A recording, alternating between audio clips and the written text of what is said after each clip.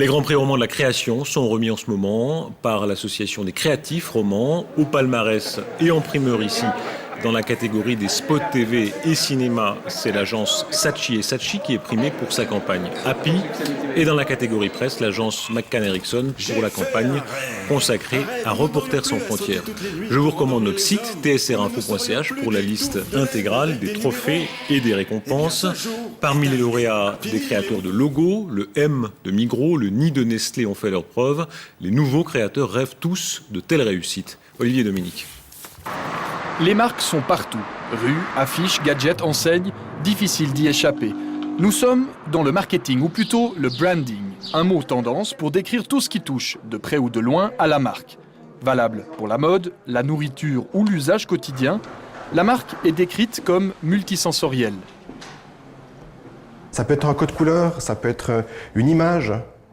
C'est-à-dire, ça peut être, si je vous parle de bière et puis je vous dis une bière verte, vous allez tout de suite penser à quelque chose. Le logo, lui, fait partie intégrante de la marque. Un sigle, simple de préférence, et une typographie particulière, ou les deux. Il transmet des émotions, des valeurs. Pour être optimal, il doit rester au goût du jour. Si certaines marques traversent subtilement les époques, d'autres procèdent à un changement plus radical, par souci stratégique ou besoin d'une seconde jeunesse. Une marque se construit dans la cohérence. C'est dans la répétition qu'on construit la force d'une marque.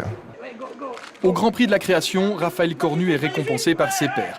L'artiste est l'auteur du nouveau logo de la Fondation pour l'art Nestlé.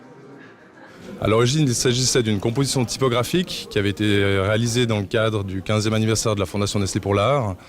Il s'est naturellement imposé visuellement sur l'ancien logo et nous avons décidé de le pousser pour qu'il puisse prendre la place sur tous les documents de la Fondation. La marque, une notion qui remonte à l'époque des cow-boys. Les bêtes étaient identifiées au fer rouge. Depuis, la méthode ancestrale a été reprise en masse par les publicitaires.